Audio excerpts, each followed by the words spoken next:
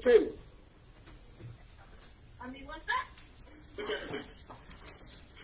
Sí, buenas tardes. Primero quisiera agradecer por la invitación al Instituto Tecnológico Público de las Fuerzas Armadas. En esta oportunidad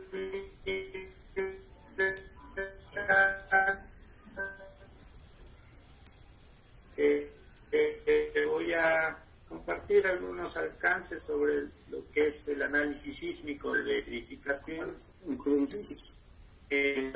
Soy ingeniero Michel Aprevila, soy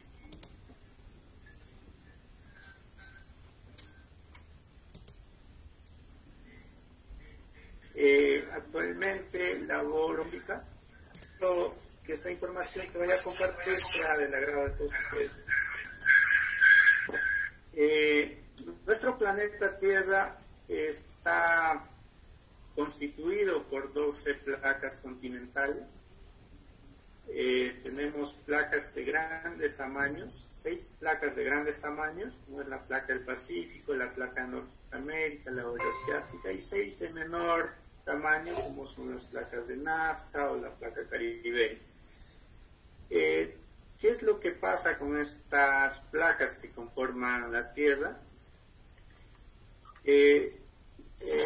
La Tierra está en un proceso de transformación a lo largo de los años, y en las puntas de las placas siempre hay actividades.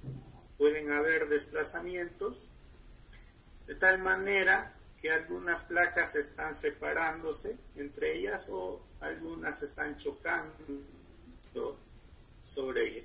Entonces, esto hace que se originen los sismos. ¿Qué vienen a ser los sismos? Los sismos vienen a ser la liberación intempestivamente de energía. Esta energía se libera por varias razones, ¿no? Por esta convergencia que puede haber en las placas o por una falla también. La actividad sísmica en el mundo, como podemos ver en esta imagen, es un mapa mundial de sismicidad, se produce generalmente al borde de estas placas continentales. Tenemos alrededor de 100.000 sismos al año, entre de gran magnitud y de menores magnitudes, que los seres humanos incluso no lo llegan a percibir.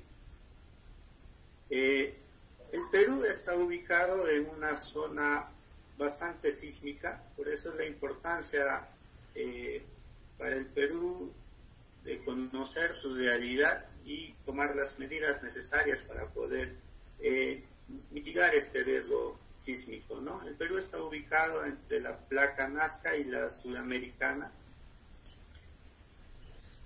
y conforman lo que es el cinturón de fuego.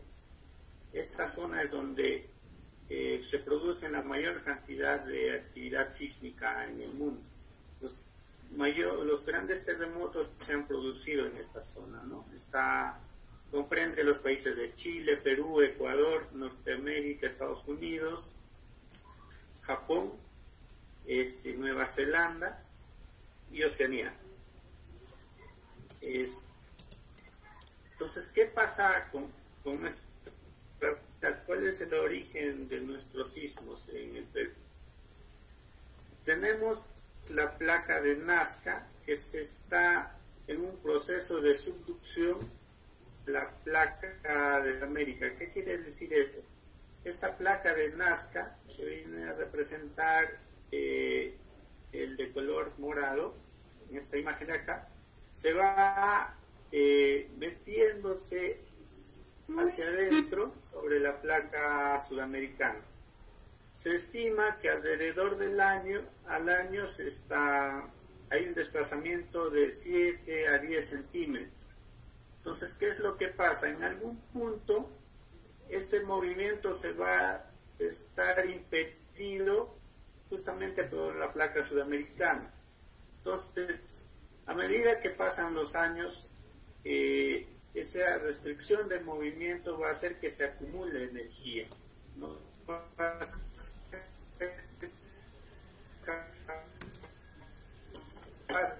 seguir desplazándose esta placa. La placa en algún punto tenía que haberse movido alrededor de 1 metro. Si pasan 50 años, ya se tuvieron que haber movido 50 o 5 metros. Entonces, a medida que no se produzcan esta liberación de energía, se va acumulando esa energía en algún punto, ¿ya? Entonces, puede fallar en el punto A, en el punto B, o en el punto C, o en el punto D. Entonces, esto da origen a los sismos de tipo de preplaca, intraplaca, corticales, que son las fallas superficiales, intraplaca. Entonces, en algún punto va a romper y se va a liberar la energía. Y ese punto donde se va a romper y se va a liberar la energía se le denomina el hipocentro. Y en la proyección hacia la superficie vendría a ser lo que es el epicentro. Entonces, a partir de este punto donde se ha liberado la energía, se forman estas ondas y se van a ir propagando sobre estas superficies, sobre un medio continuo.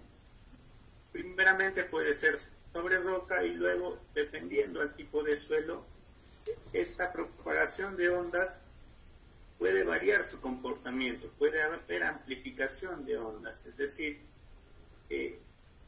los periodos de las ondas van a ser más largos, ¿no? En cambio, si la superficie fuera roca, realmente se va a mantener esta misma, la velocidad o las características de estas ondas. Entonces, estas ondas donde se ha producido la falla sísmica van a propagarse a partir de ondas P y S. ¿Qué son estas ondas? Son las ondas de cuerpo. Son ondas primarias y secundarias. Son las primeras ondas en llegar a la superficie. Estas llegan con un ruido bastante alto. Es como si estuvieran golpeando con un martillo. Y estas ondas no son las que causan muchos daños en la superficie. Una vez que estas ondas llegan a la superficie, estas ondas se trasladan mediante estas ondas superficiales Rayleigh y Log. Entonces, estas ondas sí producen bastante daño a lo que son nuestras edificaciones, edificios o cualquier infraestructura civil. Entonces,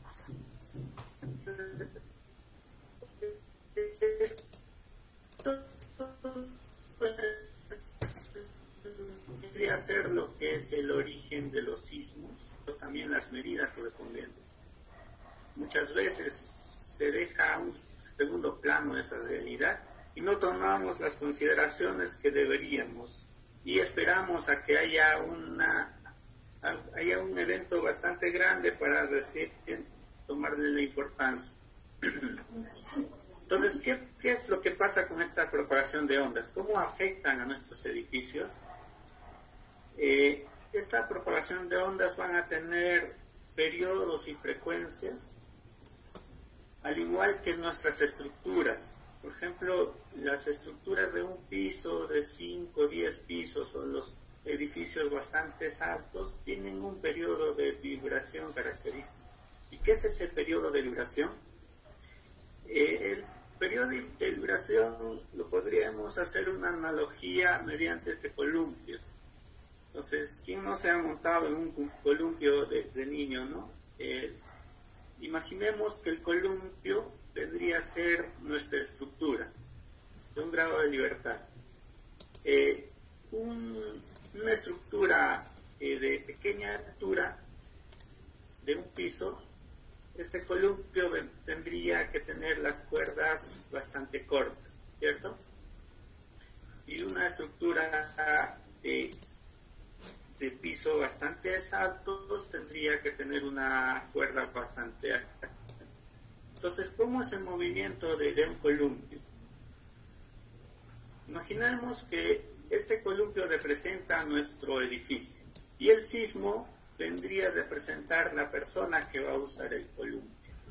¿Qué es lo que pasa? Si nosotros, ¿cómo hacemos para que se mueva este columpio? Nosotros tenemos que que estar en armonía con el movimiento del columpio, ¿cierto? O sea, tenemos que levantar nuestros pies y bajar nuestros pies de tal manera que podamos columpiarnos. Entonces, entramos en una armonía juntamente con el columpio, de tal manera que este columpio se vaya a mover. Entonces, si la cuerda es bastante larga, que representaría un edificio bastante alto, el tiempo que va a demorar en ir y venir va a ser más largo, ¿cierto? Entonces, los edificios altos tienen periodos relativamente grandes, alrededor de 2 segundos o a más. Entonces, ¿qué pasa con las edificaciones pequeñas? Si la cuerda es más pequeña, el tiempo que va y viene el columpio va a ser menor. Entonces vamos a tener tiempos menores a 1 segundo. Entonces, ustedes se preguntarán, ¿cuál de los edificios tiene mejor comportamiento sísmico? ¿Un edificio de 1 piso, un edificio de 10 pisos o un edificio de 30, 40 pisos? La respuesta es depende, ¿no? Depende también del tipo de sismo que va a producirse y de las características de nuestras edificaciones. Por ejemplo, en la primera imagen tenemos un sismo de periodo 0.5. Probablemente este sismo no vaya a causar ningún efecto en estos dos edificaciones bastante amplias. La que va a sufrir mayores daños va a ser la edificación pequeña. Ahora, si un sismo tiene periodos bastante largos, las edificaciones bastante altas son las que van a tener mayores daños. ¿Por qué? Van a entrar a un fenómeno que se llama resonancia. O sea, se van a mover de tal forma que este edificio se va a mover igual que el sismo. Entonces es lo que pasa con el columpio, ¿no? Si nosotros nos movemos al mismo ritmo del columpio, vamos a columpiarnos más alto, ¿cierto? Entonces esa es la característica tal vez de los sismos. Entonces hay que tener bastante claro que no hay edificación se podría decir segura, o que no vaya a tener el sismo no vaya a tener ningún efecto sobre él. Ya, entonces va a depender de las características de nuestra edificación, va a depender de las características del suelo. ¿Por qué de las características del suelo? Porque si estamos sobre un suelo blando, por ejemplo una arcilla o un suelo bastante suelto, arenoso, entonces estas ondas se van a amplificar. En cambio, las rocas, de alguna manera, filtran esta propagación, esta energía del sísmica. ¿Ya? Entonces, hay muchas características que influyen en el comportamiento sísmico de nuestras edificaciones. Cuando se produce un sismo, nosotros lo primero que nos interesa conocer es dónde ha sido el epicentro. ¿Cierto? Estamos atentos a las noticias donde se ha producido el epicentro. Entonces, ¿qué viene a ser el epicentro? Es el lugar en la superficie proyectado del hipocentro, es decir, donde se ha producido la falla. ¿Y cómo se calcula este punto? ¿O cómo hace los entes correspondientes para decirnos dónde se ha producido el epicentro?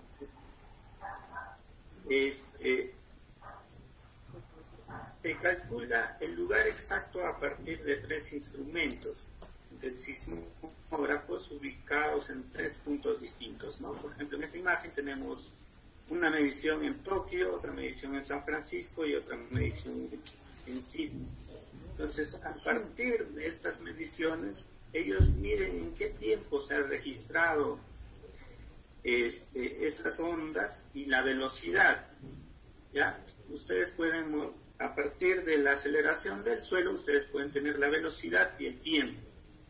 Entonces, ustedes saben qué distancia es velocidad por tiempo. Entonces, a partir de eso pueden calcular la distancia donde probablemente se haya ubicado. Entonces trazan un radio de los 3 puntos, ¿no? Y la intersección de las 3 estaciones vendría a ser lo que es el ecuador. Se ubica el punto exacto donde ha ocurrido la falla geológica que ha producido este sismo. Entonces, a lo largo de los años se van produciendo sismos, generalmente a los bordes de las placas tectónicas, se van liberando energía. Entonces, estas zonas del rojo, por ejemplo, tenemos esta parte de Perú, Chile, son ya sismos anteriores que ya estamos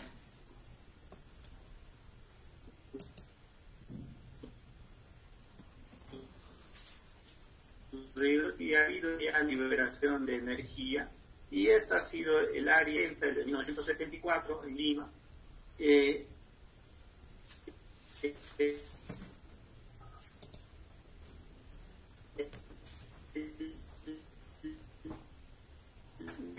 la historia que se ha registrado en la ciudad de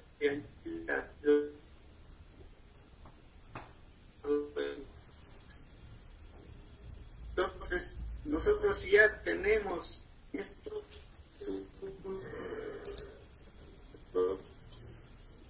hay un silencio sísmico de energía.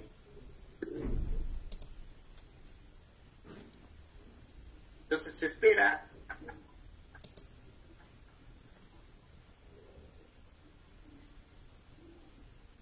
un sismo de gran magnitud, por ejemplo, en la ciudad de Concepción, fue de magnitud 8.8 y rompió toda esta zona de este sismo produjo Alto del Río en la zona de Yecaya. Y luego o sea, una vez que haya ocurrido el sismo, todavía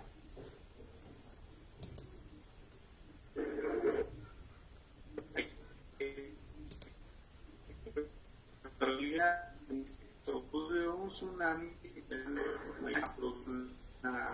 un sismo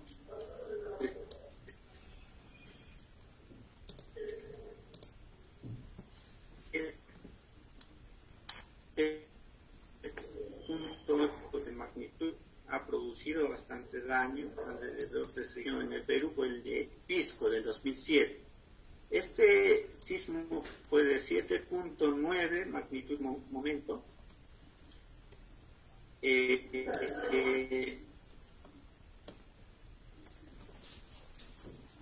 Produjo una profundidad de 40 kilómetros, bien, con el daño que puede producir un sismo. Mientras menos profundo sea el origen de esta falla, obviamente va a causar mayores daños. Mientras más profundo sea la falla, ahí va. Entonces, esto es lo que ocasionan los sismos a las personas, ¿no? Con bastantes daños a las edificaciones, a las infraestructuras, y obviamente recuperarse tiene un costo bastante alto. Entonces, por eso es importante la prevención y el conocimiento del diseño sísmico. Entonces, lo que quería aclararles, tal vez hay bastante confusión en la forma como se miden los sismos. Hay dos medidas, uno que es la intensidad y lo que es magnitud.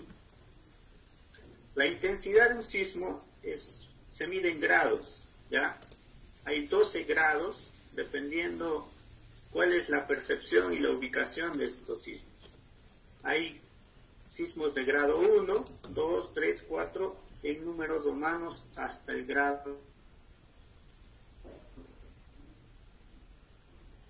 12. Es en la escala de Mercalli modificar. Por ejemplo, un sismo de grado 6 ya es fuerte, ¿cómo se siente por las personas? Dice que es sentido por todos.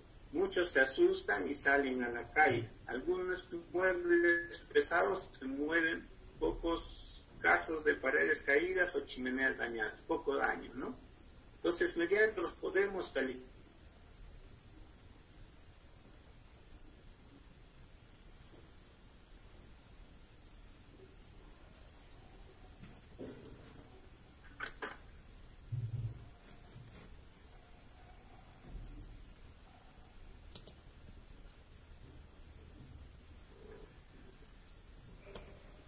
¿Me escuchan? Parece que hubo un problema de conexión. ¿Me están escuchando? Sí, sí. Sí, ya. Continúa. Entonces, continuamos. Ahora sí se escucha. Ya. Como les iba comentando, hay dos maneras. Dígame, Juan. Buenas tardes. Que es la intensidad todavía, y la magnitud. ¿Ya? Acuérdense que la intensidad se mide en grados y depende de la percepción. ¿Ya? Un sismo de grado 12 en la escala de Mercalli es un daño total, dice, ¿no? Se ven ondas en el suelo y los objetos son lanzados al aire. ¿Ya? Este es el máximo sismo que se podría registrar en una escala de Mercalli. Entonces, ¿qué viene a ser magnitud? Muchos de ustedes habrán escuchado hablar de Richter, ¿no? Realmente es la medida con las que nos comunican la ocurrencia de un sismo. ¿Ya? Ha ocurrido, por ejemplo, un sismo en tal ciudad en magnitud 7 en la escala de Richter, ¿no? ¿Ya? Entonces, Richter es una magnitud de un sismo que mide la cantidad de energía que se libera en el punto. Es decir, en el lugar del hipocentro se puede medir la cantidad de energía que se ha liberado ese sismo. Entonces, magnitud no se mide en grados, ya hay que tener bastante en cuenta eso. Muchas veces, por desconocimiento, algunos medios informativos comunican, ¿no? Ha ocurrido un sismo de grado 7, dice, en la escala de Richter. Bueno, han dicho porque la magnitud no se mide en grados, simplemente se dice que ha ocurrido un sismo de magnitud 7. Entonces eso hay que tenerlo claro, y la magnitud mide la cantidad de energía en el punto. Es una sola medida, no es que muchas veces también se escucha que ha ocurrido un sismo en Pisco de magnitud 7 y, digamos, en la ciudad de Huancayo se ha sentido de magnitud 5. Ya, eso no existe, ya, porque la magnitud es en un solo punto y se mide, y que mide la cantidad de energía. Entonces, ¿cómo mide Richter esa cantidad de energía? A partir de un registro de un sismógrafo. Ya, este sismógrafo mide el desplazamiento del suelo. Ve que ante un sismo el suelo se va desplazando, entonces este sismógrafo va midiendo, ¿no? A medida que va ocurriendo el evento, está en función al tiempo, va registrándose los desplazamientos. Obviamente hay un desplazamiento máximo. ¿Ya? Entonces mide la amplitud de este registro, y a partir de esta amplitud y la distancia que ya se ha ubicado al epicentro, se puede interpolar y calcular la magnitud en la escala de Richter. Entonces, como magnitud es la cantidad de energía que mide un sismo, en este gráfico podemos observar una analogía, un gráfico comparativo de la cantidad de energía que se ha liberado en distintos sismos. Por ejemplo, el de magnitud 7 en Haití 2010, este círculo pequeño vendría a representar la magnitud que se ha liberado en este sismo. ¿Ya? Y el sismo de 8.8 de magnitud en Chile en el año 2010 representaría esta energía que se ha liberado. El sismo de mayor magnitud registrado a lo largo de la historia ha sido de 9.5 en Valdivia, Chile, en el año 1960, y vendría a representar toda esta cantidad de energía que se ha liberado, ¿no? Entonces, nótense la diferencia entre la energía liberada de una magnitud 9.5 y una energía liberada de una magnitud 7. ¿Ya? Entonces, ¿esto por qué? Porque la escala de Richter está en una escala logarítmica.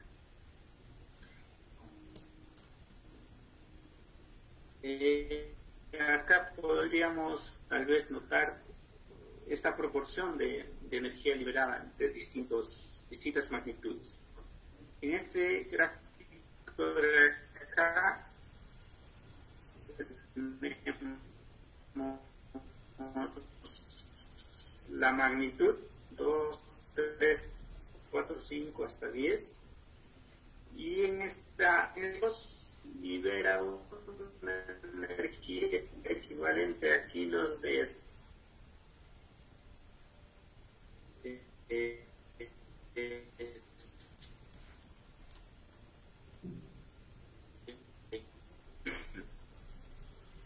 la magnitud 4, ya esta energía, si ustedes no van a decir una magnitud 4, viene a ser 1000 veces la energía de una magnitud 2. Igual magnitud 6 viene a ser 1000 veces o 100.000 veces la energía liberada por una magnitud 2. O sea, esta cantidad de energía.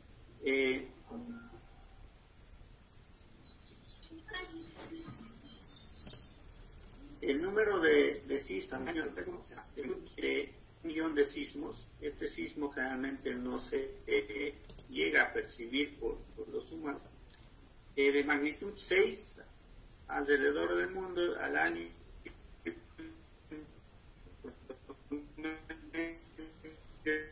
tenemos 156, lo podríamos comparar con la energía que ha liberado la bomba atómica de Hiroshima, por ejemplo, ¿no? La bomba atómica de Hiroshima, si nosotros lo medimos en magnitud mediante la escala de Richter, representaría una magnitud 6. ¿Ya? Entonces, lo que quiero ustedes que tengan claro es que magnitud e intensidad son medidas muy distintas. La intensidad se mide en grados y depende de cómo se percibe el sismo, cómo las personas sienten el sismo. En cambio, la magnitud mide exactamente cuánta energía se ha liberado del sismo y se mide en escala de Richter generalmente. ¿Ya?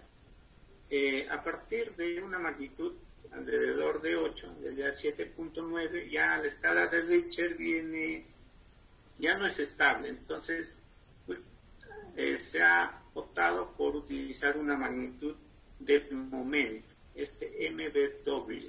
Ya cuando ustedes ven un reporte sísmico y dice MW, representa una magnitud de momento, ya no es una magnitud de Richter, es una magnitud de momento, que obviamente incluye ya en la medición de la cantidad de energía varios parámetros, ¿no? Como es el área de ruptura, la profundidad y otros factores. ¿Ya? Entonces, a partir de la magnitud 7.9 ya se mide con magnitud de momento. Entonces hay que también considerar ese aspecto. Entonces, ¿cómo medimos los sismos? ¿Con qué instrumentos? Hay varios tipos. Generalmente mide el desplazamiento del suelo. Ya a partir de un sistema de un grado de libertad, que tenemos en este equipo de acá, ustedes pueden ver, tenemos una masa tipo un péndulo, tiene un resorte que viene a ser su rigidez y tiene un amortiguamiento. Entonces, como el suelo se va moviéndose, este péndulo va a ir registrando cuál es el movimiento del suelo, ¿no? Esto es lo que mide un sismógrafo. Y generalmente este instrumento o estos datos nos sirven para nosotros para calcular la energía que se ha liberado en el sismo que se ha producido. El acelerógrafo, este instrumento mide la aceleración del suelo, ¿ya? Se instalan en estas casetas en varios lugares del Perú y registra la aceleración del suelo, ¿ya? Entonces, el sismógrafo registra el desplazamiento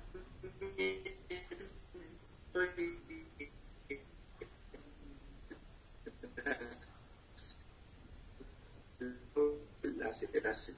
Estos son datos muy el movimiento sísmico ocurrido. Entonces, el Perú cuenta con alrededor de 55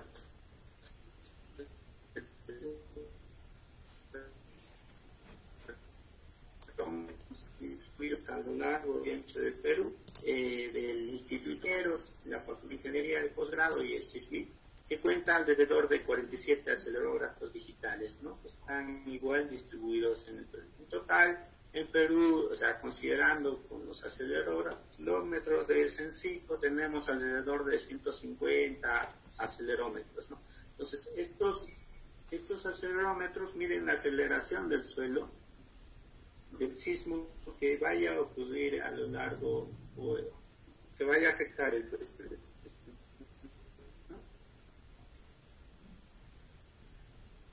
Entonces, es una cantidad de países, ¿ya? Entonces, por ejemplo, Japón, los acelerómetros que tiene se cuentan en miles. Sin irnos muy lejos, Chile, por ejemplo, tiene alrededor de 500 acelerómetros instalados en su país. Entonces, la cantidad para el tamaño de nuestro país es bastante reducido. Bueno, en estos últimos años se ha estado implementando, ojalá se lleguen a instalar más de estos equipos, de alguna manera para nosotros también tener un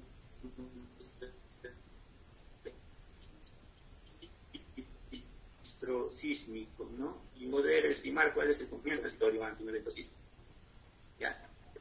Esta red acelerográfica, ustedes pueden entrar a la página web de la red acelerográfica.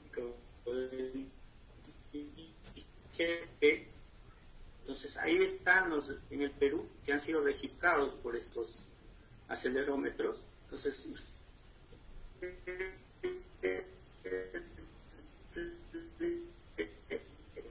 le dan clic nada más y pueden ver el sismo, ¿no? Que se ha ocurrido de magnitud, que ha ocurrido en la ciudad de Pisco, a 22 kilómetros, en día 23 de noviembre de 2018, ahora 5 de la tarde. Entonces, ustedes pueden tener toda la información respecto a este evento sísmico, desde las aceleraciones que ha producido, los desplazamientos, los velocidades,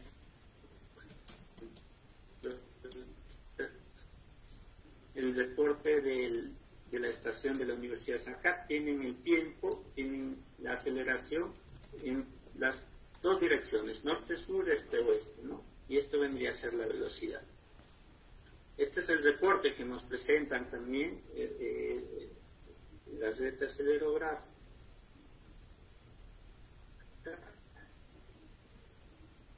Tenemos la ubicación del sismo, y esto viene a ser en el tiempo. ¿Ya? El reporte que nos presentan los acelerómetros o las entidades encargadas de procesarlo, ¿no? Tenemos datos bastante importantes, que es como son el espectro de respuesta o las amplitudes de Fourier, ¿no? Estos datos son bastante importantes porque nos permiten conocer con qué frecuencia se está presentando este sismo. De tal manera, ya les había comentado que la frecuencia o el periodo del sismo tiene que ver o influye en el comportamiento de las estructuras, ¿no? Si este sismo que se ha producido tiene periodos bastante altos o frecuencias bastante cortas, obviamente los edificios más altos van a ser los más afectados. Si este sismo tiene periodos bastante cortos o frecuencias bastante altas, los edificios de menor altura van a ser las más afectadas. Entonces, a partir de este registro ya nosotros podemos decir qué tipos de edificaciones van a ser más vulnerables a este peligro, ¿no? Ya bueno, esa era una introducción, lo que es el análisis sísmico, cómo es que se registran los datos de un evento sísmico y las características que pueda tener ese sismo que ha ocurrido. Pasando a otro punto, voy a comentarles sobre lo que es modelación estructural. Tal vez alguien tiene alguna pregunta sobre el primer punto, lo que es el origen de sismos y el registro de estos eventos. Lo podría comentar antes de pasar al siguiente punto.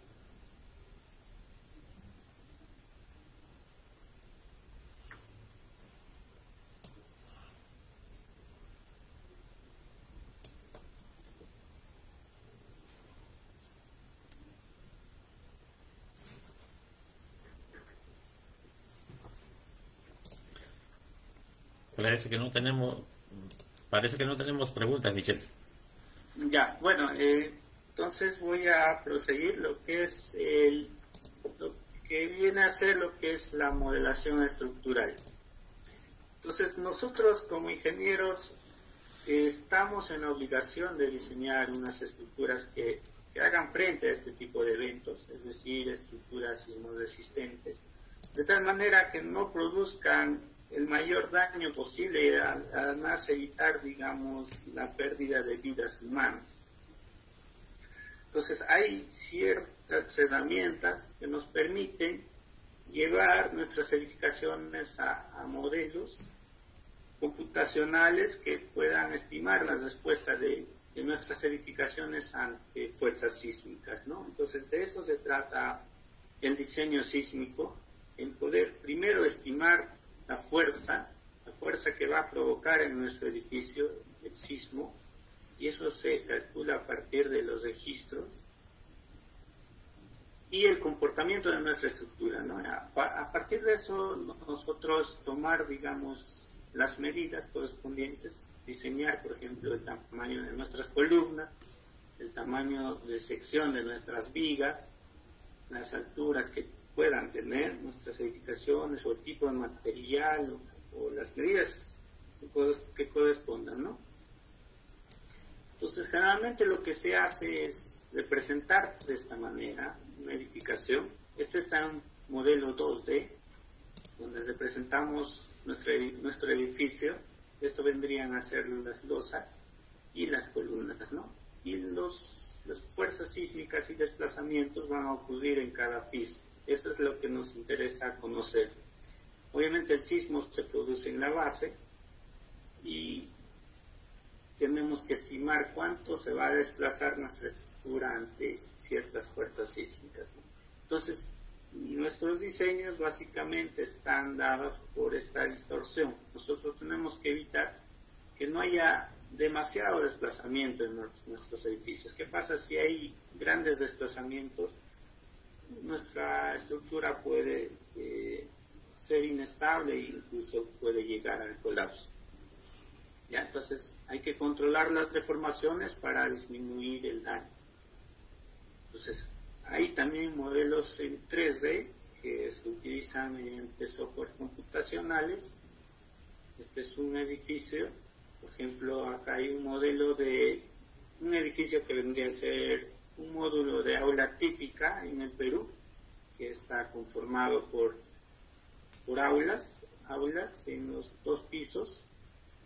Ya estos módulos tienen un sistema estructural mixto, ¿no? Tienen un sistema estructural aporticado en la dirección longitudinal y un sistema de albañilería en la sección transversal. Eso quiere decir que en la dirección longitudinal, a lo largo del eje X, los elementos encargados de contrarrestar la fuerza sísmica van a ser las columnas de concreto. Y en la dirección Y, la dirección transversal, los encargados de hacer frente a estas fuerzas sísmicas van a ser los muros de albañilería. Entonces es importante para nosotros, por nuestras edificaciones, tener elementos resistentes en ambas direcciones. Muchas veces, por muchas fallas que ocurren a veces en las edificaciones a causa del sismo, generalmente es por una mala configuración o por irregularidades, ¿no? A veces simplemente se le da bastante rigidez en un solo sentido y en el otro sentido se descuida. Entonces, lo más probable es que si el sismo va a afectar en la dirección más vulnerable, ¿no? Y entonces estos son los modelos 3D que se hacen nosotros para estimar el comportamiento sísmico de una edificación. Hay varios softwares comerciales en el mercado. Más adelante les voy a comentar de algunos. Estos modelos, por ejemplo, han sido elaborados en el TAPS o en el SAP 2000, que son programas de análisis estructural. Y entonces, para hacer estos modelos, nosotros, los ingenieros, asumimos muchas cosas, ¿no? A fin de simplificar el cálculo. ¿Por qué? Porque si nosotros nos podemos a analizar cada detalle de nuestra edificación, el análisis sería muy complejo. Entonces, tratamos de simplificar para nosotros estimar más o menos cuál va a ser el comportamiento sísmico de nuestra edificación. ¿Ya? Entonces, una simplificación que se hace, por ejemplo, es considerar las bases empotradas. ¿Qué quiere decir con eso? O sea, es una simplificación que se hace al considerar las bases empotradas en el suelo. Nosotros estamos considerando que nuestra edificación está cimentada sobre una roca, ¿ya? Que muchas veces, no siempre nuestra edificación está cimentada sobre una roca, ya puede estar sobre un suelo, y este suelo incluso puede ser un suelo blando, y obviamente a mayor profundidad recién se va a encontrar la roca, ¿no? Entonces, esta presencia del suelo va a afectar el comportamiento también de nuestra edificación. Entonces, ahí hay una interacción entre el suelo y la estructura. Obviamente, el suelo es un factor bastante importante que va a determinar el comportamiento del suelo, ¿no? Hay que tener bastante cuidado, sobre todo cuando cimentamos sobre suelos blandos, porque el sismo que se va a producir en las rocas se va a propagar y solamente la presencia de este suelo va a amplificar las ondas y va a tener mayor efecto sobre nuestra edificación. Ya, entonces, para nosotros poder modelar la interacción entre suelo y la estructura, también existen software para poder nosotros modelar el suelo. Este es un modelo 2D. Modelamos el suelo y nuestra estructura. Nuestra estructura lo podemos modelar acá. Si ustedes se fijan, tenemos las columnas, la espiga. Entonces, inducimos el sismo en la base y se va a mover todo el suelo y toda la estructura al mismo tiempo, y podemos ver cómo va a ser el comportamiento de nuestra estructura, ¿no? En esta imagen que ustedes ven acá, tenemos un modelo en 3D, también que considera ya nuestro edificio en 3 dimensiones, y el suelo también en 3 dimensiones. Entonces, el suelo, así como cualquier otro material, así como el concreto, como el acero, también tiene un comportamiento ante un sismo, ¿ya? Tiene deformaciones, produce amortiguamientos, también llega a fallar el suelo, puede romperse en alguna zona y puede provocar un plano de falla y que pueda afectar a toda la edificación. Entonces, es importante para nosotros también conocer el comportamiento del suelo y obviamente conocer la estructura, ¿no? Entonces, estos modelos son ya más a detalle y a la vez más complejos, ¿no? Entonces, obviamente con el desarrollo computacional ya nos está actualmente permitiendo hacer este tipo de modelos. Hace 20, 30 años eran muy simples los modelos computacionales que se hacían, ¿no? Ni hablemos de hace 50 años, donde los cálculos prácticamente eran manuales, entonces no se podían hacer estos tipos de cálculos. Ya, pero no hay que confiarnos también en los softwares, si bien es cierto, son herramientas de gran ayuda para nosotros estimar el comportamiento, siempre es necesario llevarlo al plano experimental también para poder calibrar nuestros modelos. ¿Ya? Entonces, en el laboratorio obviamente se hacen modelos experimentales, ya sea de viviendas, de elementos estructurales, para nosotros poder calibrar nuestros modelos computacionales y ver si realmente lo que estamos calculando en otras computadoras tienen alguna relación a los datos experimentales que nosotros podemos obtener en el laboratorio. Entonces es importante conocer el comportamiento de nuestras estructuras en laboratorio y a nivel de software computacional. Actualmente en lo que es diseño sismos resistentes se están utilizando sistemas de protección sísmica a partir del uso de tecnologías.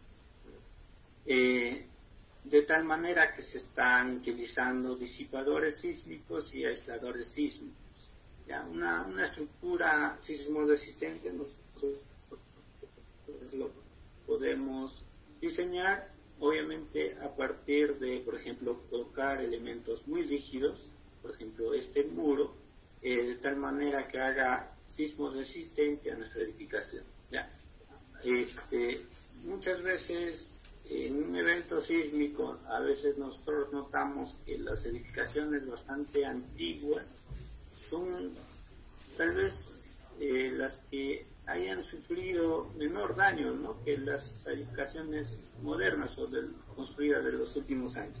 Lo que pasa que antiguamente se tomaba tal vez mayores precauciones y se hacían edificaciones muy regulares, muy rígidas, por ejemplo, que tenían muros bastante gruesos y no tenían irregularidades, ¿no? Ahora con la arquitectura siempre exige también ciertas características ya a nuestras edificaciones, de tal manera que pueda producir irregularidades y afecta de alguna manera el comportamiento. Entonces, por ese motivo nosotros ya tenemos que tomar ciertas precauciones y ver qué tecnología de diseño sismo resistente podamos usar.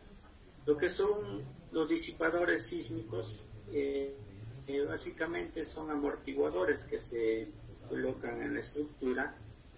Hay varios tipos de disipadores sísmicos, viscoelásticos, por fricción, de tal manera que estos disipadores son los que van a recibir todo el daño ante un evento sísmico.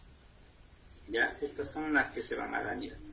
Y la ventaja es que después de ocurrir el evento sísmico nosotros lo podemos reemplazar. Son como fusibles que vaya a tener nuestro edificio. Se produce el daño en esta zona. En ninguna otra parte del edificio se debería producir daño al usar esta tecnología. Solamente en los disipadores. Estos disipadores van a recibir todo el daño, entonces una vez que haya ocurrido el evento sísmico se reemplaza, ¿ya? Y lo que son los aisladores sísmicos, estos aisladores se colocan en la base, son elementos bastante elásticos, de tal manera que toda la deformación que pueda tener el edificio lo van a llevar estos elementos en la base. Entonces, acá tenemos, por ejemplo, estos son los aisladores de goma o de plomo, que son muy comunes en Chile. Entonces, ¿cómo es la respuesta de un edificio con aisladores sísmicos? Si se dan cuenta, esto vendría a ser el sismo, obviamente se produce en el suelo, se propaga a través de la estructura. Si este edificio no tiene un aislador sísmico, se va a desplazar de esta manera, ¿no? Este vendría a representar el desplazamiento. Va a vibrar. En cambio, si tenemos estos aisladores en la base, toda la deformación que va a ocurrir que tendría que haber ocurrido en el edificio se lo van a llevar estos elementos. Entonces la vibración, los desplazamientos, si ustedes no están acá, es mínimo, ¿no? Entonces dice que se reduce entre 6 y 8 veces el desplazamiento al usar estos dispositivos o estos aisladores sísmicos. Entonces, ¿cómo diseñamos nuestros aisladores sísmicos? Esto vendría a ser un espectro de diseño, que esto nos da la norma técnica del Perú. A partir de esto nos dice, para los periodos de vibración de un elemento estructural, cuál va a ser la aceleración que va a afectar a esa estructura, ¿no?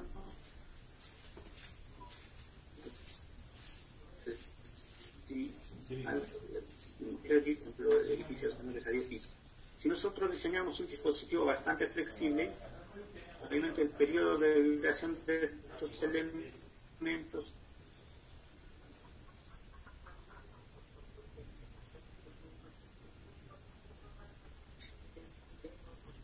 alrededor de ese, entonces cambia la aceleración que le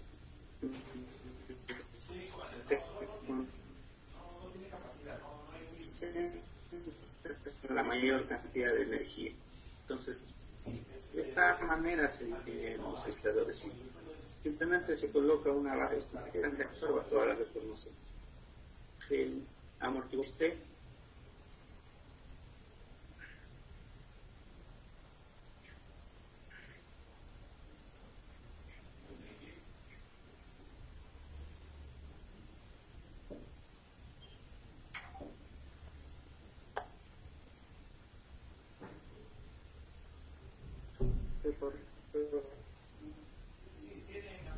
ya, bueno, ¿me escuchan? Sí. Sí. Ya, entonces, lo que son amortiguadores de masas sintonizadas, grandes masas en techo de nuestra edificación, de tal manera que mejoremos su comportamiento sísmico, ¿no? Estas masas actúan como si fueran un péndulo, ¿ya? Que hacen un contrapeso de tal manera que reducimos el desplazamiento. Este es un sistema de amortiguamiento de masa sintonizada.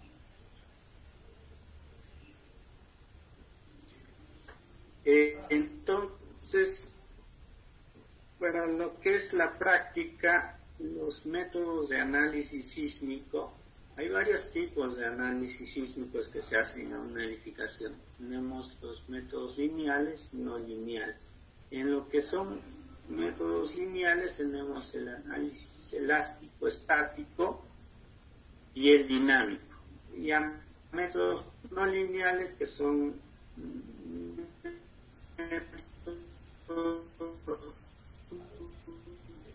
un poco más complejos. Estos métodos simplemente tratan de resolver la ecuación del movimiento. Ustedes saben que un sismo lo que va a producir en nuestra edificación va a ser un movimiento y un desplazamiento.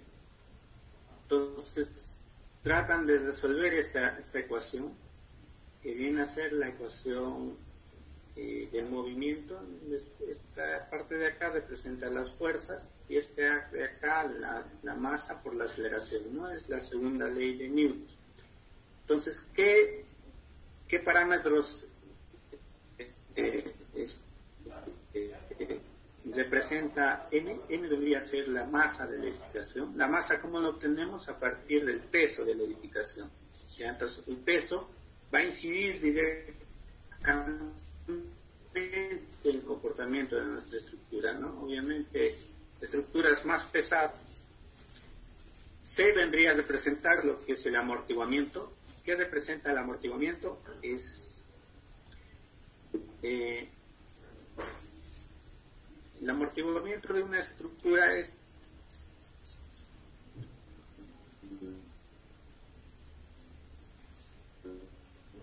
bastante difícil por el tipo de materiales, por los equipos que puede haber en la edificación, por los muebles, en fin, por una cierta cantidad de aspectos. Entonces, realmente se considera un porcentaje de representar la rigidez. ¿Qué viene a ser la rigidez? Es la resistencia al desplazamiento que pueda tener nuestra edificación. Y esta rigidez está dado generalmente por el tipo de material y por las secciones.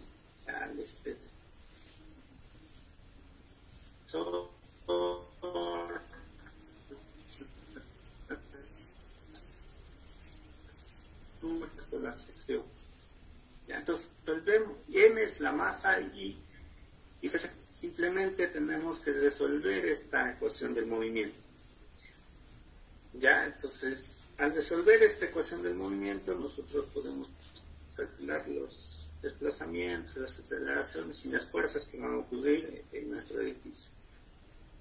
Se puede resolver de varias formas, ¿no? Un análisis en 2D o un modelo en 3D.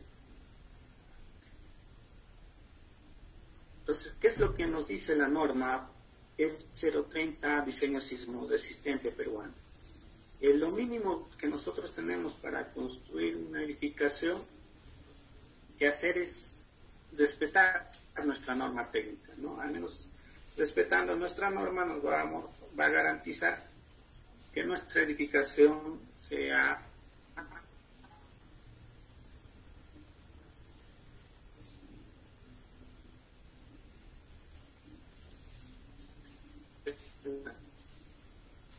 además, como ingenieros o técnicos, es el único momento que la edificación llegue a fallar, pero siempre cuando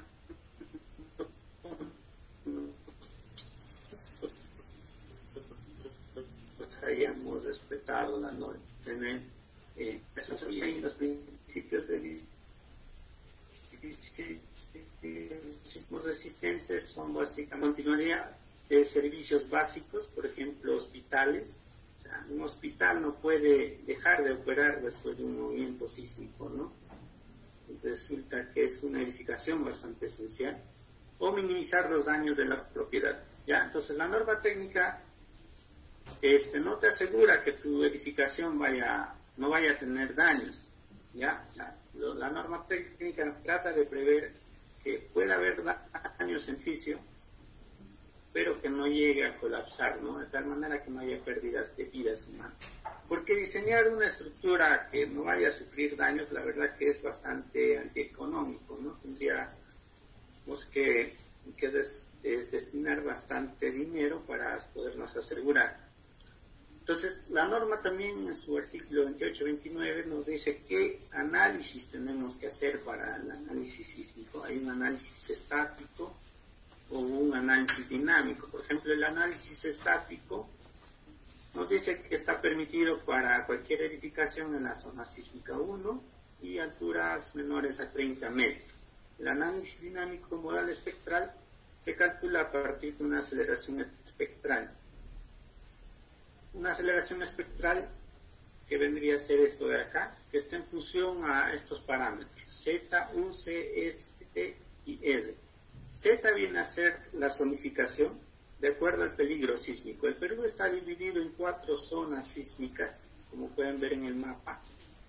La zona 1 es de menor peligro, ya esta zona de la selva, puesto que no se han registrado, digamos, mayores actividades sísmicas en esta zona.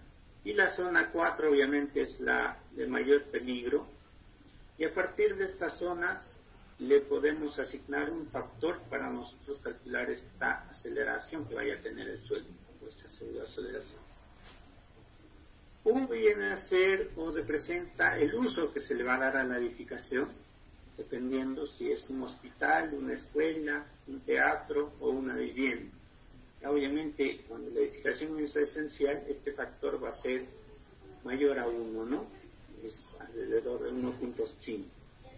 C viene a ser la amplificación que pueda sufrir el suelo dependiendo del tipo de suelo, y ese es el tipo de suelo. El Perú en su norma técnica considera 5 tipos de suelo que se clasifican en función a sus velocidades de onda de corte. Obviamente el S3 es el suelo blando, es un suelo no recomendable, digamos, para la construcción de edificios, ¿no? O sea, no es que no se pueda edificar, sino que hay que tomar también las medidas correspondientes a fin de garantizar la estabilidad de la estructura.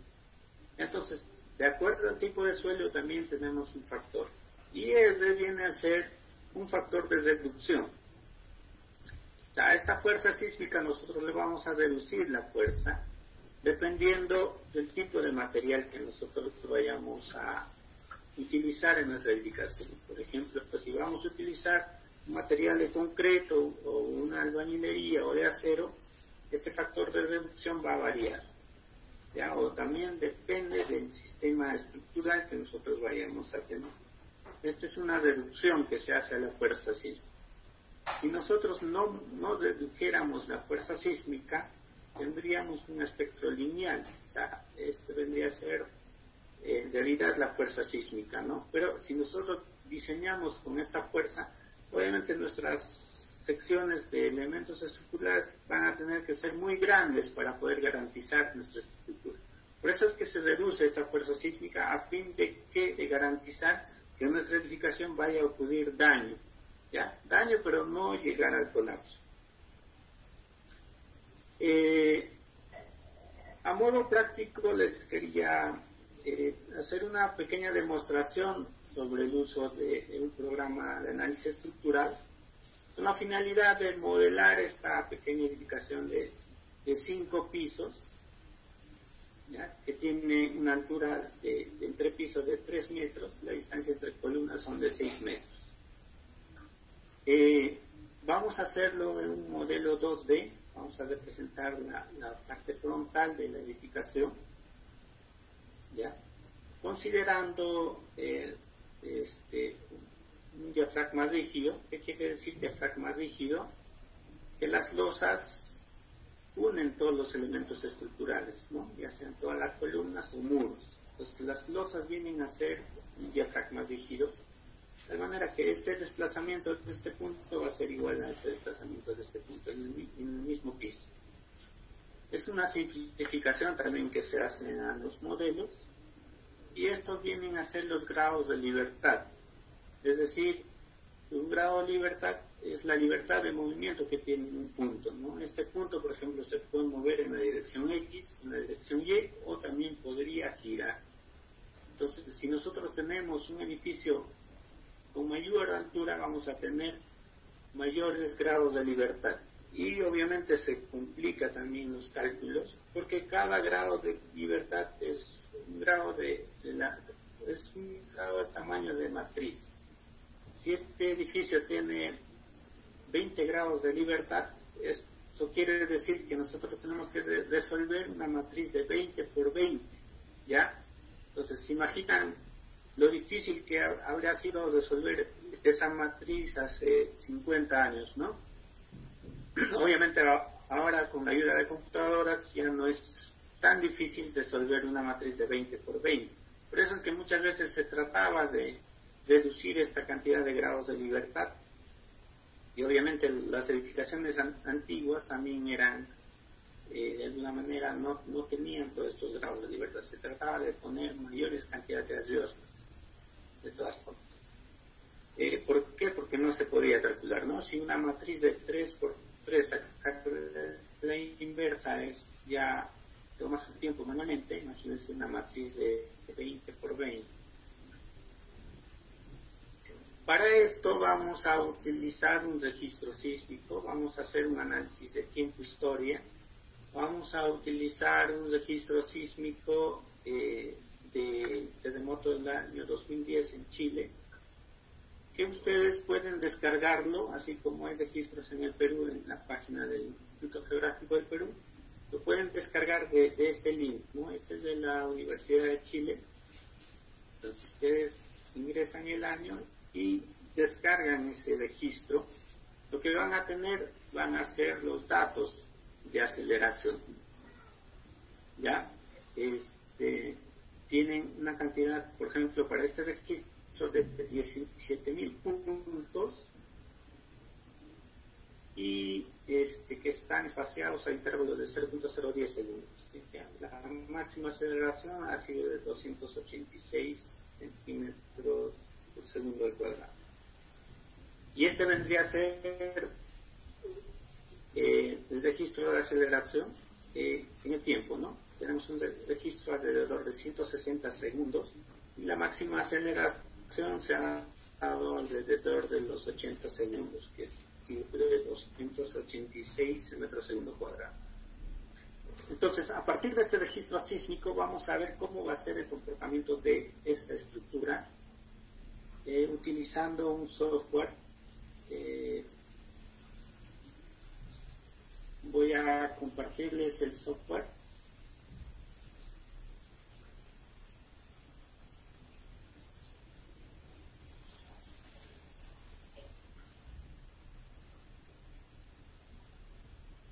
O si tienen alguna pregunta hasta acá, lo podrían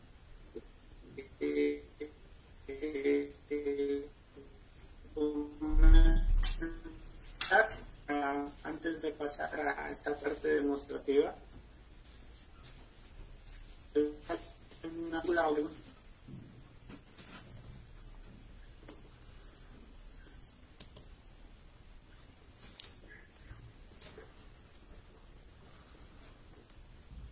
Ya bueno, ya este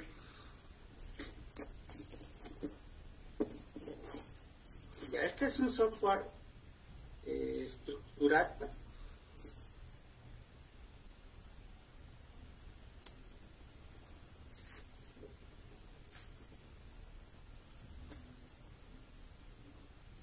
que viene a ser el SAP 2000, que utiliza el método de elementos finitos para resolver los problemas. ¿Ya? Este es un software de la Universidad de Berkeley. Vamos a crear nuestro modelo que les había comentado.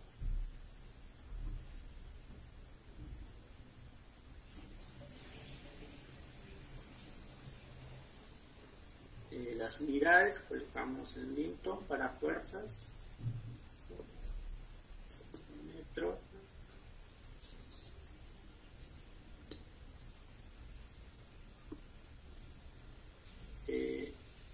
a generar nuestra grilla para nosotros poder dibujar la estructura.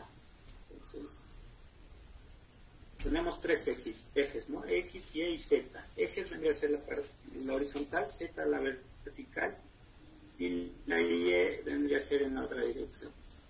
Entonces, en la dirección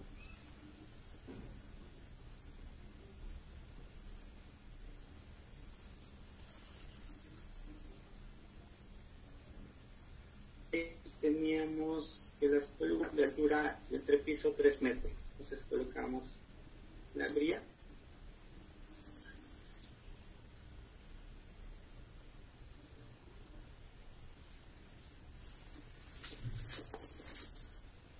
Bueno, se ha creado 4 pisos nada más, nos faltaría uno.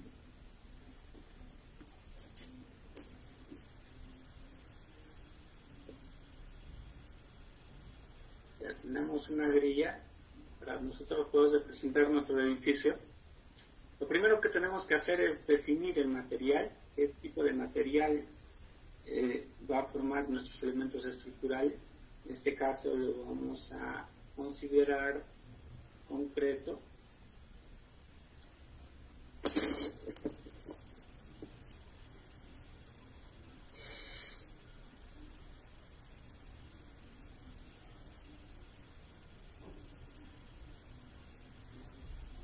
Con un módulo de elasticidad de esta cantidad. ¿Ya? El módulo de elasticidad del concreto está en función a su resistencia a compresión. Es 1510 raíz cuadrada de Fc. Entonces, a partir de eso nosotros podemos calcular un módulo de elasticidad. Es una propiedad básicamente del material, ¿no? Ya. Vamos a nuestras secciones, de nuestras columnas. En realidad van a tener secciones rectangulares para las columnas.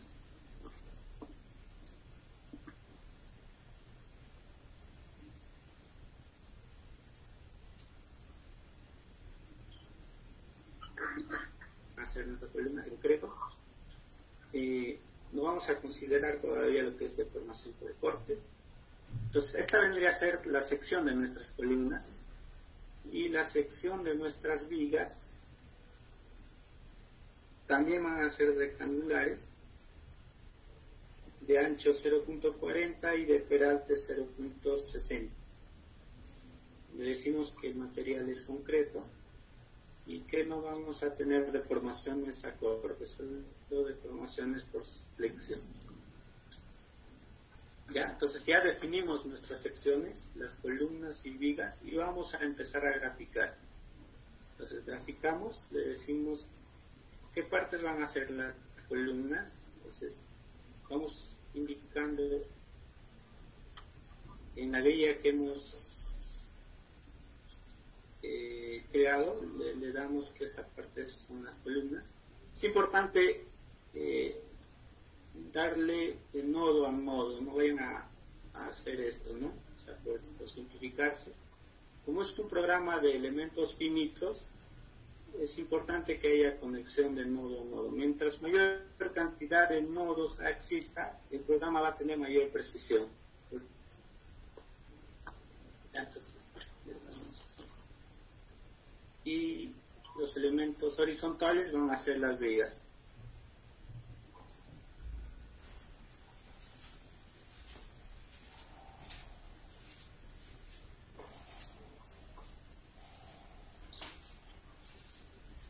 Ya, entonces ya tenemos dibujado nuestro edificio. La base lo vamos a considerar el tipo de apoyo empotrado, es decir, vamos a asumir que está cimentado sobre roca. Ya, está empotrado. Lo otro es asignar la masa de nuestra estructura. ¿Ya? Le vamos a considerar 60 toneladas por piso.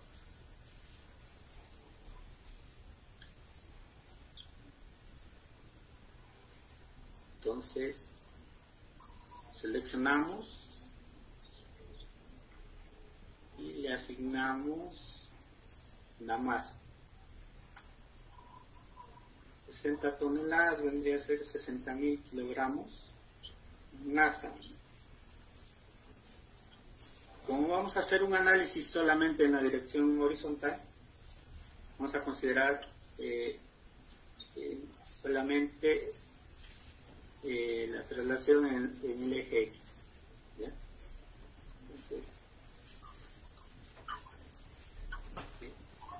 Entonces ya colocamos nuestra masa. Ustedes se fijan acá.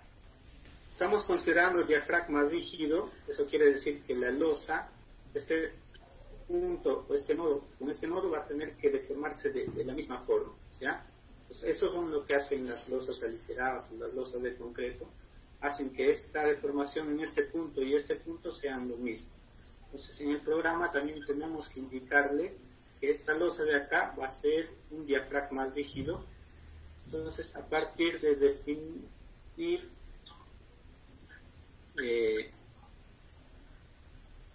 definir los diafragmas, ¿no? Entonces, agregamos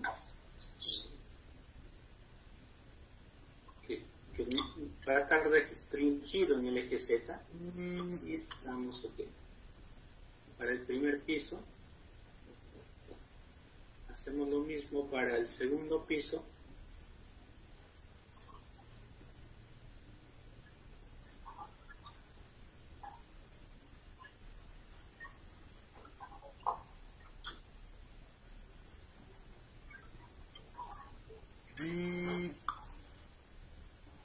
Para el tercer piso,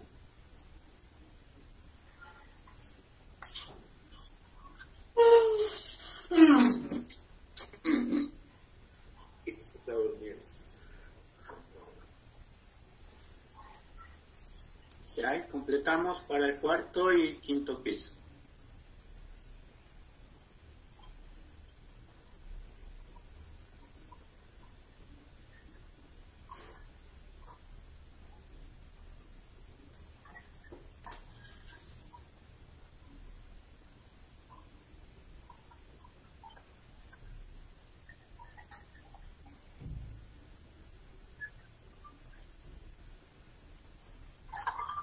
Entonces, con esto le hemos dicho que el diafragma rígido va a aplicar a los 5 pisos. Ya, entonces ya tenemos lo que son la masa, la rigidez. La rigidez está dado simplemente por las características de la sección de nuestra estructura. Para calcular los periodos de vibración de nuestra estructura solamente necesitamos esos datos. Podemos hacerlo poder. Es importante también decirle al programa que vamos a analizar en un plano 2D. Entonces hay que seleccionar solamente en el plano XZ.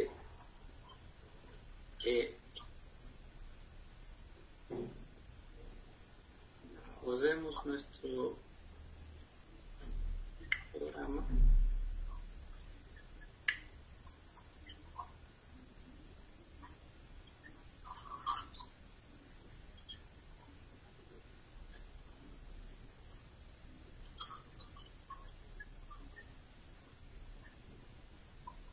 Vamos a ver que el programa ya nos va a calcular los modos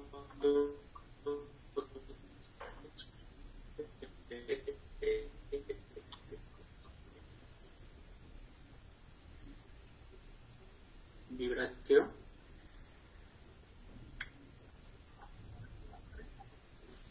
Se fijan, se ha desplazado en la dirección X. Este sería otro modo de vibración. Este vendría a ser otro modo de vibración. Es como la manera como se podría comportar nuestra estructura ante una fuerza horizontal externa, ¿no? Entonces, el periodo para esta estructura es de 1.13 segundos. ¿Ya? Entonces, este dato es bastante importante. Si el periodo de nuestro registro sísmico también es de esta cantidad, lo que va a pasar es que probablemente esta estructura vaya a colapsar. ¿Por qué? Porque va a existir resonancia. Entonces, cuando ustedes diseñen una estructura, hay que tener bastante cuidado que este periodo esté por debajo del periodo fundamental de nuestro sismo o se aleje de ese periodo fundamental, ¿no? Entonces, ya tenemos el periodo de vibración de nuestra estructura, que es de 1.3 segundos. Lo que ahora vamos a hacer es colocarle la fuerza sísmica o el registro sísmico, ¿no? A partir de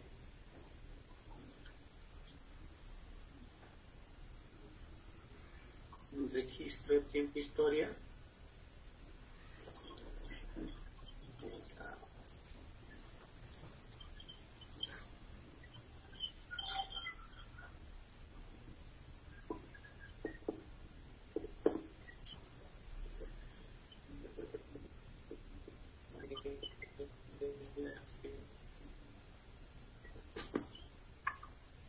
En este caso ya lo tengo descargado.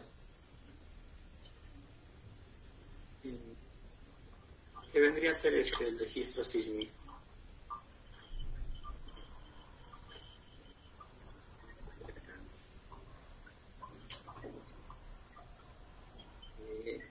Está hacer el sismo y le damos OK.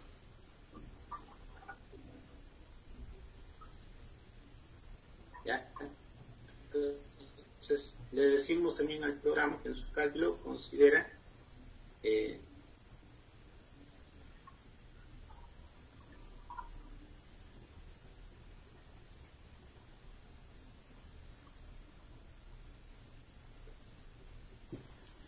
un análisis tiempo-historia. Vamos acá.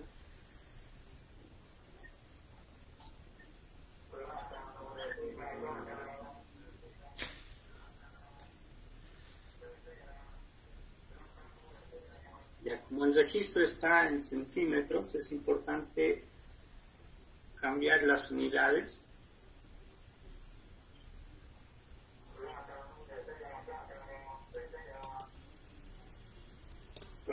explicarle el factor, ¿no?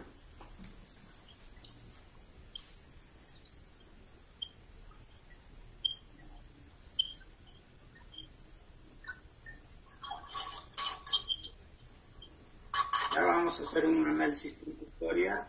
La solución va a ser del tipo modal. Si se recuerda el número de puntos que teníamos, de acuerdo a nuestro registro, era de 17.104 puntos que están espaciados a 0.010 segundos. Entonces le damos simplemente OK.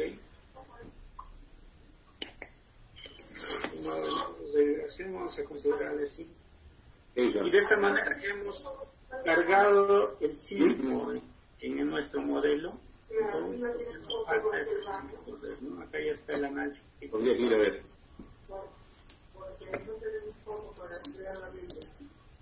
¿Dónde? ¿Por corto? Entonces, si queremos ver lo que está en... cómo va a ser el comportamiento, la respuesta de nuestra edificación ante ese evento sísmico, podemos dar esta animación, ¿no? Entonces, a medida que va pasando el tiempo, van a ver cómo van a cambiar los desplazamientos. Entonces, a lo largo del tiempo podemos ver cuánto va a ser el desplazamiento, las fuerzas que se van a generar en cualquier punto de nuestra estructura. Entonces, de esta manera se hace un análisis sísmico, y para saber datos más exactos podemos, por ejemplo, quisiera saber cuánto se ha desplazado este punto debido a ese sismo. Podemos hacer un gráfico de este punto en función al tiempo.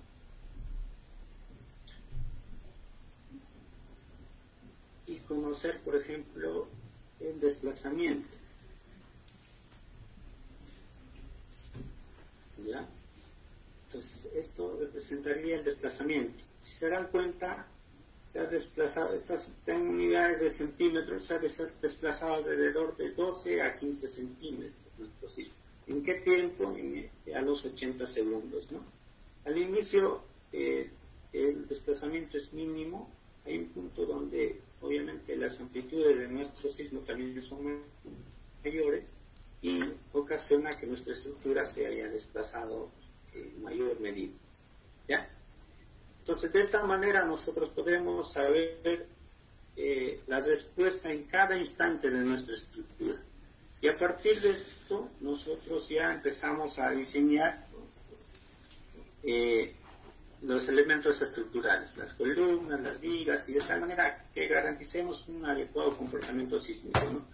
Si nuestros desplazamientos son bastante grandes, ¿cómo reducimos estos desplazamientos? Podría ser aumentándole mayor rigidez a nuestra estructura, dándole mayor sección a nuestros elementos. Si nuestra columna era de 40-40, para reducir este desplazamiento podría considerar una columna de 60 por 60. Ya empezamos a diseñar. Ya el diseño es un proceso de prueba-error. Vamos probando y vamos mejorando nuestro diseño hasta llegar a un punto óptimo, ¿no?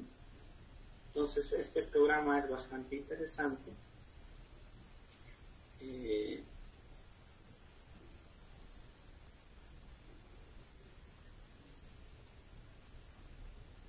No sé si tienen alguna pregunta.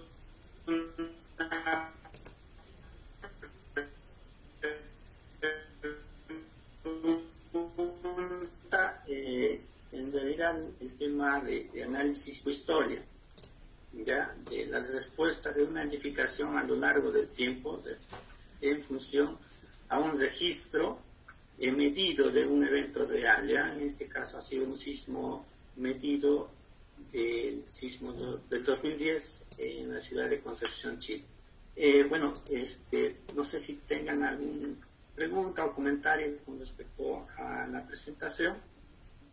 con esto ya estaría culminando y espero que lo compartido les haya agradado y, bueno, les haya aclarado algunos puntos tal vez que tenían dudas, ¿no?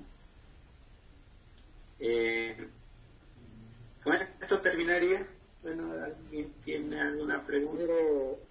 Ingeniero Michel Huacre, agradecemos infinitamente su brillante ponencia y sobre todo el valioso aporte para el programa académico de construcción civil de nuestro prestigioso instituto.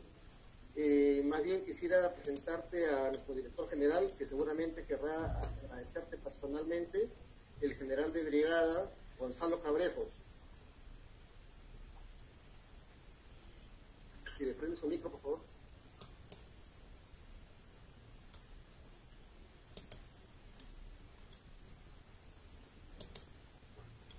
Creo que tiene el micro desactivado. Lo puede activar, él tiene el permiso de activar.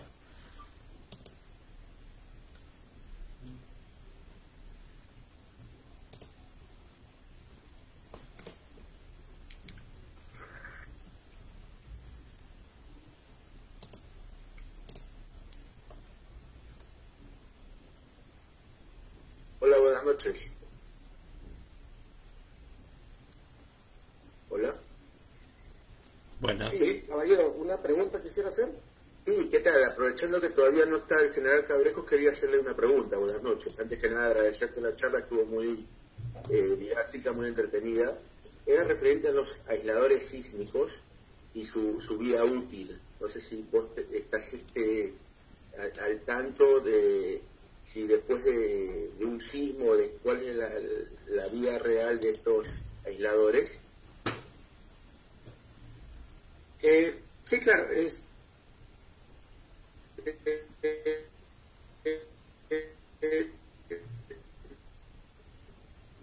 se estima alrededor de que son materiales de goma o plásticos, y además que no están expuestos a la extemperie, porque estos aisladores van generalmente en una especie de tipo sótano, ¿no? Entonces, de alguna manera no están muy expuestos a la intemperie y se estima una vida útil de 40, 50 años.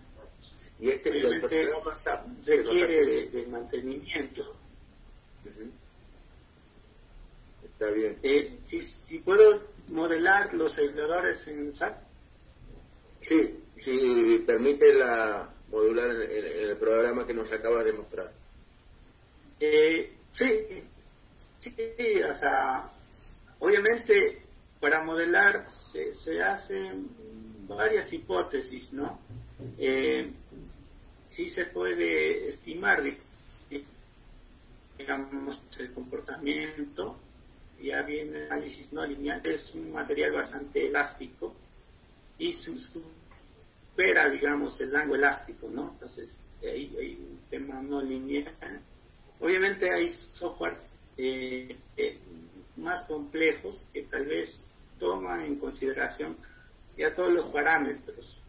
Ya hay softwares como el OpenSys o softwares ya netamente orientados para el diseño de este tipo de materiales.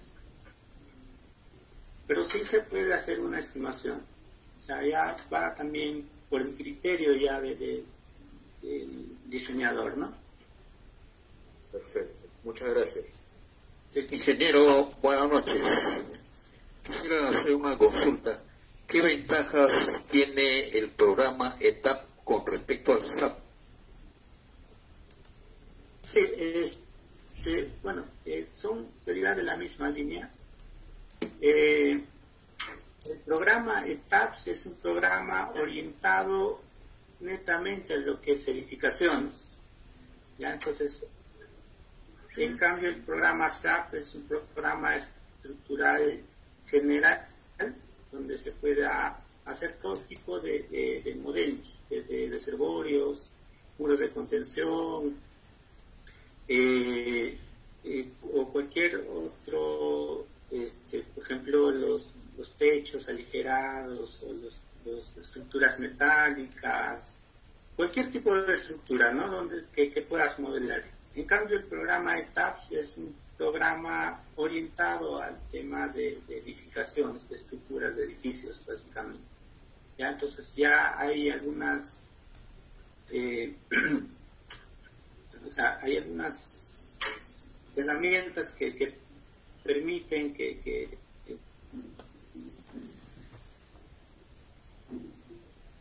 el uso sea más dinámico, más rápido, ¿no? para el modelo. ¿Ya?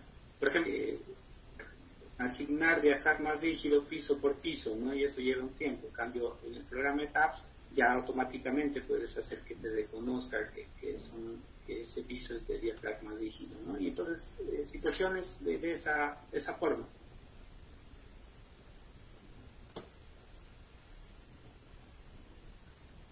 Ingeniero Huacre, nuestro director general desea brindarle unas palabras.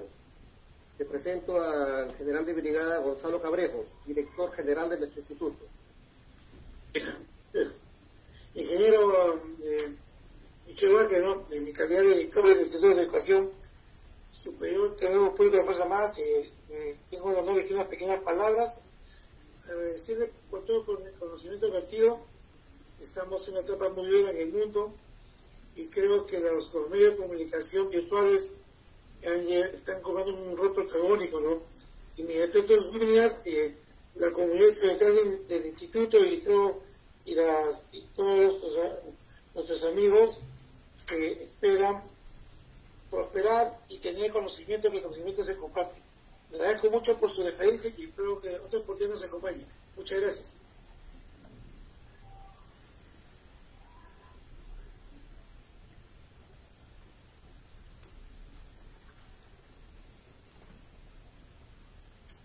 Sí, muchas gracias, general, más bien, por la invitación y poder compartir nuestro Perú.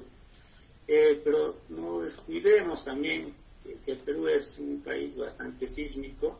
A veces siempre hemos dado importancia a temas actuales y dejando de lado el tema de prevención y el tema sísmico, ¿no? Que podría causar muchos daños. Entonces no está de mal en nosotros mismos y aparte de nosotros también tomar todas las medidas necesarias, ¿no? Lo importante tal vez para nosotros podamos hacer es respetar nuestras normas técnicas. El Perú tiene muy buenas normas técnicas, no estamos ajenos, digamos, a las tecnologías de otros países. Lo malo tal vez, lo que tenemos que mejorar es hacer cumplir esas normas, ¿no? Ese es el problema que tenemos. Entonces, esto que sirva de una reflexión y no esperemos que ocurran eventos sísmicos para darnos cuenta que no estamos cumpliendo nuestras normas técnicas. De parte de nosotros también está en concientizar también a nuestra población para mejorar nuestras viviendas, nuestras infraestructuras. Muchas gracias. Gracias, ingeniero. Muy amable. Hasta otra oportunidad. Gracias. Hasta luego.